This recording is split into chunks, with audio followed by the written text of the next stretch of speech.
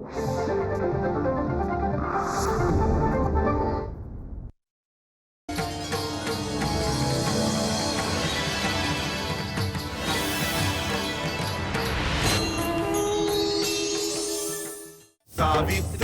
सावित्री सावित्री, या देशाची तू सुकन्या, या मातीची आण.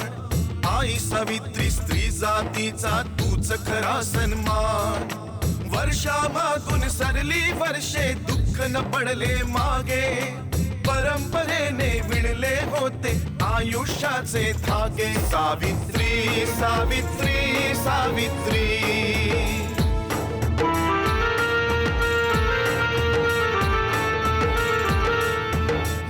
कशाला हवे मुलीला, शिक्षण होते पाप. जन्म मुलीचा दुर्दैवाने ठरला होता शाप. अज्ञानाच्या अंधाराला तूच दिले आव्हान. आई सावित्री स्त्री जातीचा तूच खरा सन्मान. सावित्री सावित्री सावित्री. सावित्री सावित्री सावित्री. ताई, तुम्ही सुद्धा भोजन करून घ्या, नाहीतर सावित्री काही खाणार नाही. उद्या सकाळी मी तुमच्यासाठी धान्य आणि इतर सामग्री पाठवून देईन. ज्या कुंभकर्णासारख्या नारूच्या खाण्याचा खर्च या गावचा पंत त्याचा सख्खा मामा नाही उचलू शकला, मग खंडोजी काय उचलू शकणार? ऋषीमुनींनी शास्त्रात असं सांगितलं आहे की आपण स्त्रिया धर्मी असतो, आणि म्हणूनच तुझी आई तुला पंतोजींचं नाव घेण्यापासून आणि त्याच्याकडे जाण्यापासून अडवते आहे. आता आलं समज लक्षात. आता तर तू आईला नाही ना विचारणार पंतोजींकडे जाण्यासाठी? काकी, आधी मला एक गोष्ट सांग. ऋषी मुनींचा जन्म व्हायचा का? त्यांना आई असायची का?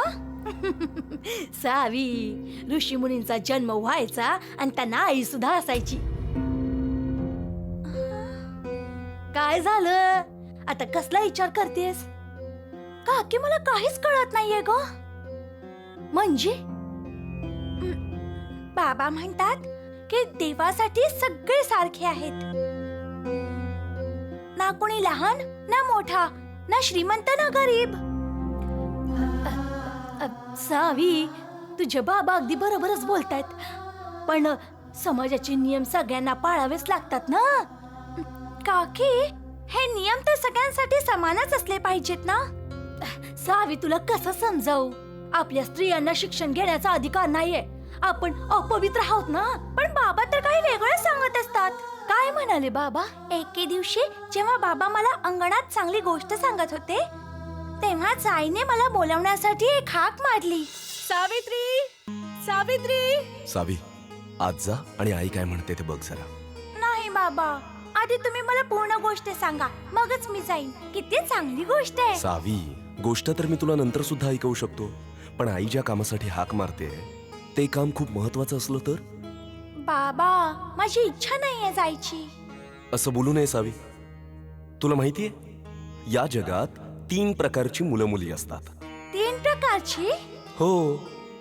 पहिले ते जे सगळ्यात चांगले असतात, जे आईबाबांची प्रत्येक गोष्ट ऐकतात, त्यांना त्रास देत नाही.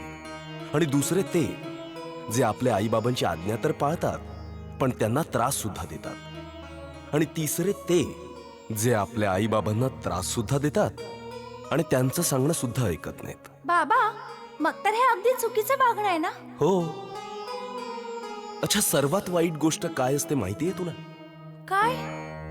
सर्वात वाईट गोष्ट ही आहे की स्वतःच्या आईची आज्ञा न पाळणं. का? कारण आई मुलाची सर्वात पहिली गुरु असते. ती मुलाला खेळणं शिकवते, चालायला शिकवते, बोलणं शिकवते, भोजन खायला शिकवते आणि त्याला चांगले संस्कार देते. हे काम जगातील कोणताही बाबा, कोणताही गुरु करू शकत नाही. म्हणूनच आई आपल्या मुलाची सर्वश्रेष्ठ गुरु असते. तर म्हणूनच आईची आज्ञा कधीही टाळता कामा नये. आता सावी, जा आणि आई काय म्हणते ते ऐक. ठीक आहे बाबा.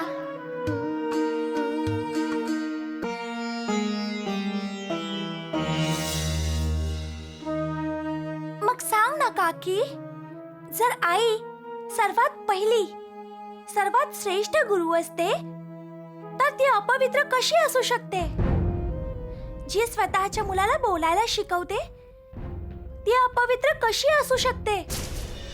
जी स्वतःच्या मुलावर संस्कार करते ती अपवित्र कशी असू शकते? बोल ना काकी, काहीतरी बोल. काय बोलू मी सावी? तू तर माझी बोलतीच बंद करून टाकली आहेस. माहित नाही बाबांकडून तू काय काय शिकली आहेस. मला मला नाही माहित काय योग्य आहे ना काय अयोग्य. मी जे ऐकलं ना तेच तुला सांगितलं. आता तुझे बाबा येतील ना तेव्हा तू त्यांनाच विचार. तेच देतील तुझ्या सगळ्या प्रश्नांची उत्तरं. काकी, माझे बाबा सुद्धा पंतोजींकडे शिक्षण घेण्यासाठी जात होते का? ते बाबा सांगतील. बाबा कधी येतील ते सुद्धा बाबांनाच विचार.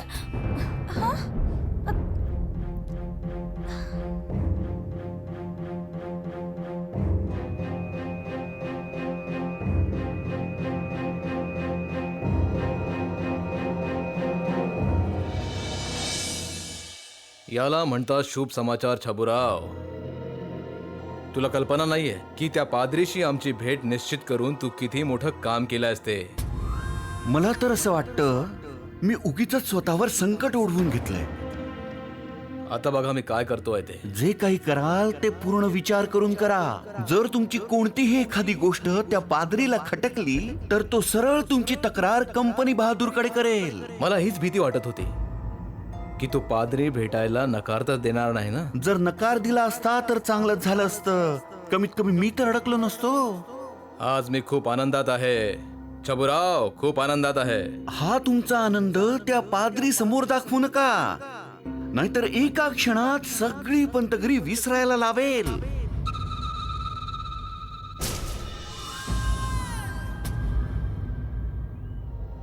कसला विचार करतोय छबुराव? काही नाही.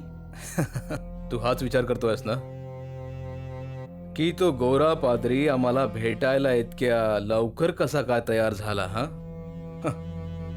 विसरू नकोस छबुराव की माणसाच्या आधी त्याची कीर्ती सगळीकडे पोहोचते. आणि मला माहिती होतं छबुराव, तू त्याच्याकडे जाण्याआधीच तो पाद्री आमच्या कीर्तीने संमोहित झाला होता. का नाही? तुमच्यासारखा विद्वान, तुमच्यासारखा ज्ञानी इथे कुठे कोणी आहे?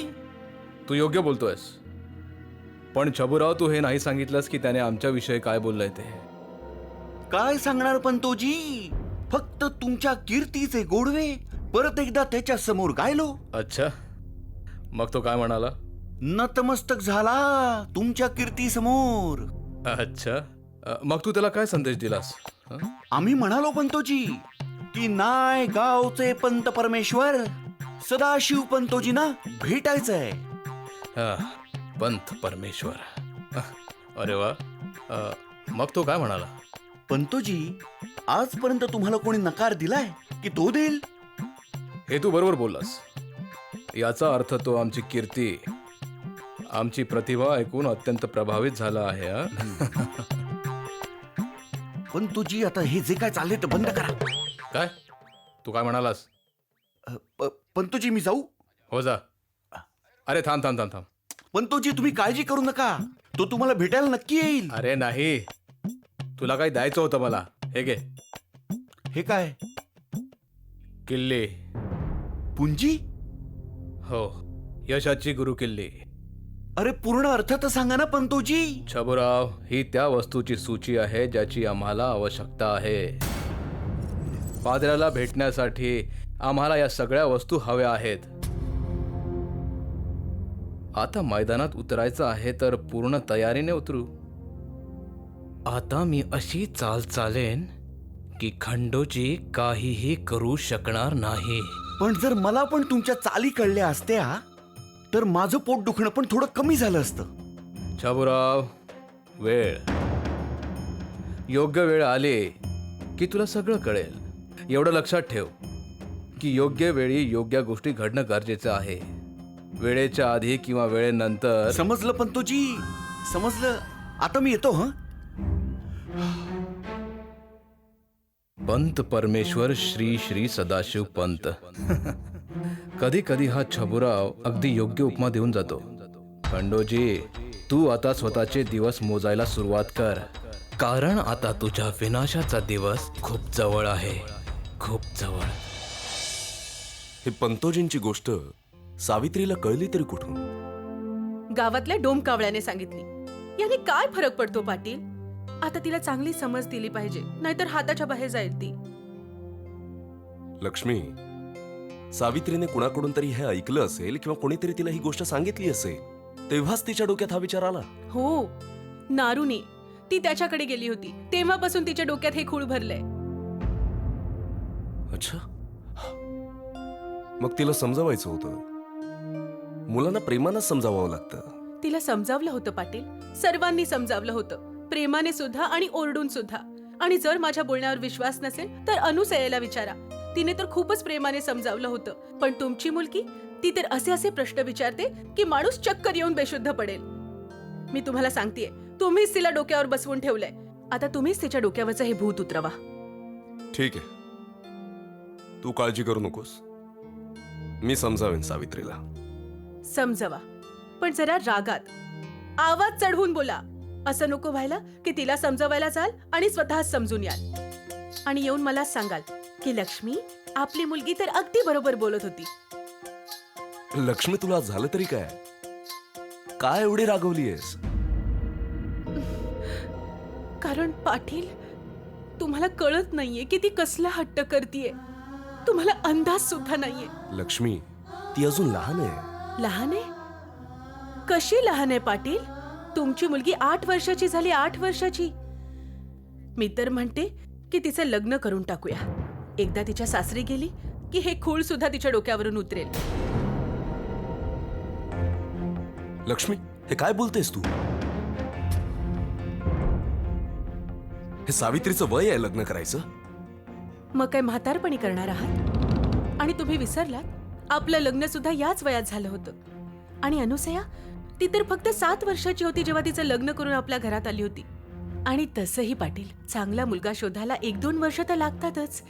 आणि तुम्ही जास्त विचार नका करू पाटील, तिच्यासाठी एक चांगला मुलगा शोधायला सुरुवात करा. नाही लक्ष्मी, हे सावित्रीचं वय नाहीये लग्न करण्याचं. आणि राहिली गोष्ट पंतोजींकडे जाण्याची, तर मी तिला स्वतः समजावेन.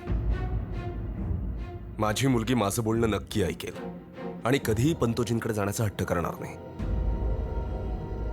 कुठे आहे माझी सावी? ओम पूर्णमदः पूर्णमिदं पूर्णस्य पूर्णमुच्यते पूर्णस्य पूर्णमादाय पूर्णमेव विशिष्यति. ओम शांतिः शांतिः शांतिः. ओम पूर्णमदः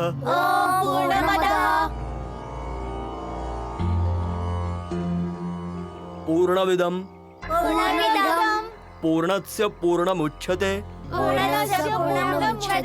पूर्णस्य पूर्णमादाय पूर्णमेव वशिष्यति. ओम शांतिः शांतिः शांतिः. याचा अर्थ आहे, आपल्या सर्वांची रचना करणारा परमपिता परमेश्वर सर्वार्थाने पूर्ण आहे. हे जग सुद्धा त्या परमेश्वरामुळे पूर्ण आहे. अर्थात आम्ही आणि तुम्ही त्या पूर्ण परमेश्वरापासून उत्पन्न झालो.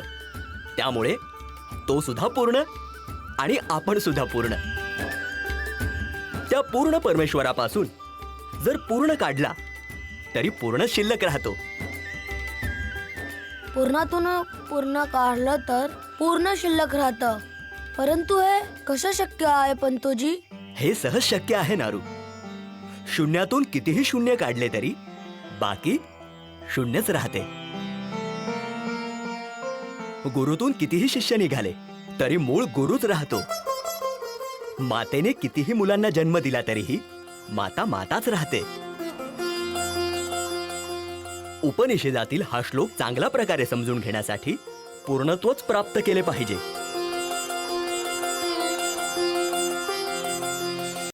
वाघ करीत नाही चाकरी, पक्षी मनाने निष्काम, दास मनाचे सांगून गेले सर्वांचे स्वामी राम.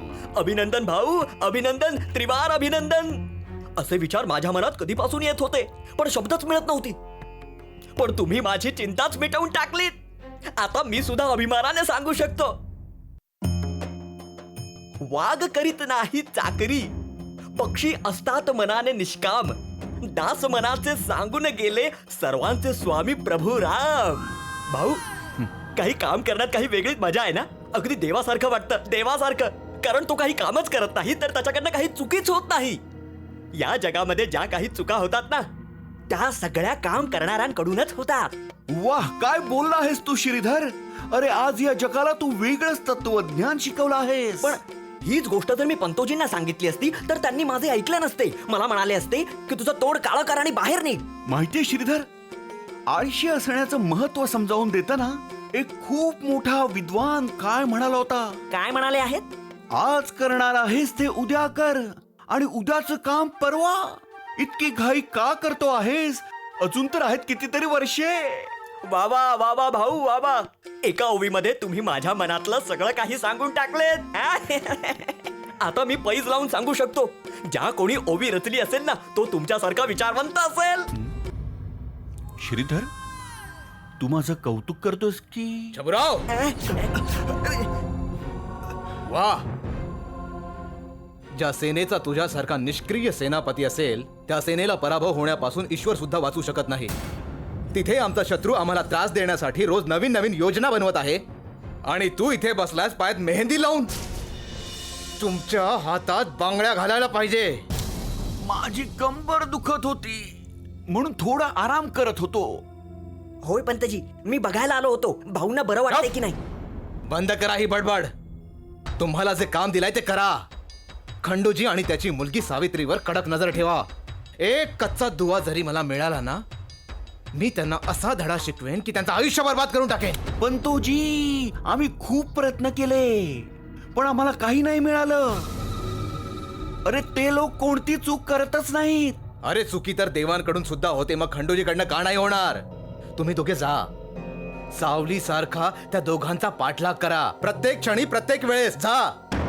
पंतोजी, तुम्हाला नाही माहिती, मी तर चुप. तुझं कौतुक सांगून आम्हाला संतुष्ट करण्याचा प्रयत्न नको करूस. जे सांगतोय ते तुम्ही करा. जा. ठीक आहे, ठीक आहे पंतोजी.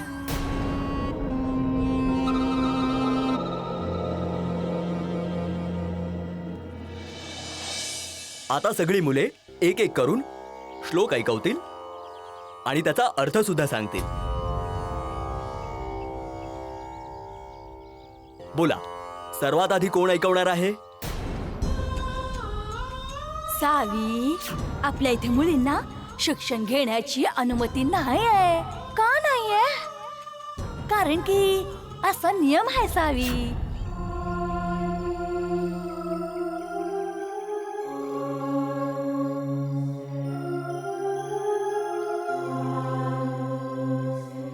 तीन दिवसांपासून मी तुमच्याकडून या श्लोकाचा अभ्यास करून घेतोय आणि याचा अर्थ सुद्धा समजावून सांगतोय. कोणाला आठवत नाही? घरी जाऊन उजळणी करत नाही का? पंतोजी, काल माझ्या घरी पूजा होती, त्यामुळे मला वेळ नाही मिळाला. मग विशेष भोजन सुद्धा बनलं असेल. रोज रोज नवीन कारणे. आज मी कोणाचं कोणतंही कारण ऐकून घेणार नाहीये. आज जर तुम्ही श्लोक आणि श्लोकाचा अर्थ सांगितला नाही तर ही वेताची छडी तुम्हाला चांगलेच श्लोक आठवून देईल. बोला, सर्वात आधी कोण ऐकवणार आहे?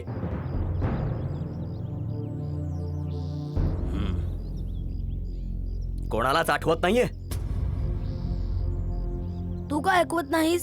बघितलंस ना, बिचारे पंतोजी किती विनंती करत आहेत. तू का ऐकवत नाहीस? तू तर भाकऱ्या पण जास्त खातोस. मी तर फक्त 2च खातो. मला वाटतंय आज या वेताच्या छडीने मार खाल्ल्याशिवाय तुम्ही काहीही बोलणार नाही आहात.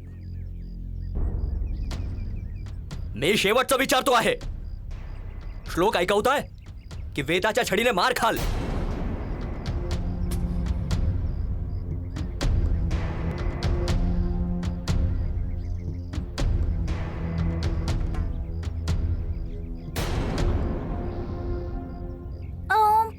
पूर्णमदः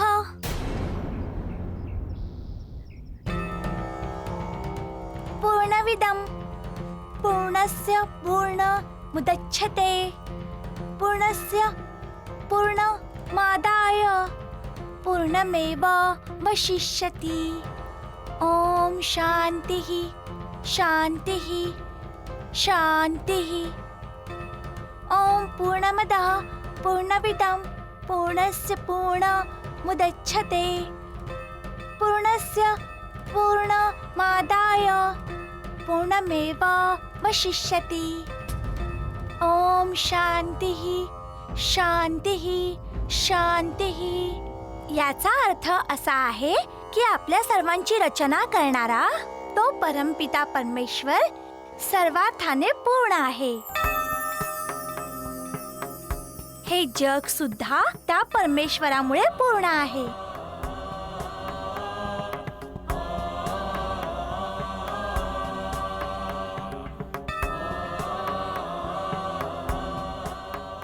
किती बुद्धिमान, निष्पाप आणि प्रेमळ मुलगी आहे. असं वाटतंय की साक्षात सरस्वतीचा वरदहस्त आहे. परंतु जर कुणी या मुलीला पवित्र मंत्राचा जप करताना पाहिले तर या मुलीचा सर्वनाश होईल.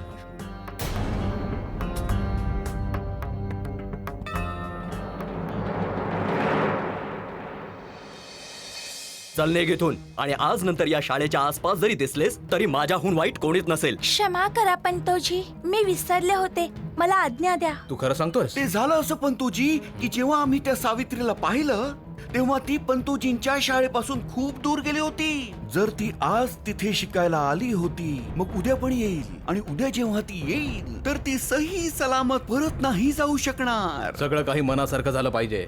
आपल्यासाठी अनुकूल आणि खंडोजीसाठी प्रतिकूल. शाला हवे मुलीला शिक्षण होते पाप जन्म मुलीचा दुर्दैवाने ठरला होता शाप. अज्ञानाच्या अंधाराला तूच दिले आव्हान. आई सावित्री स्त्री जातीचा तूच खरा सन्मान. सावित्री सावित्री सावित्री सावित्री सावित्री सावित्री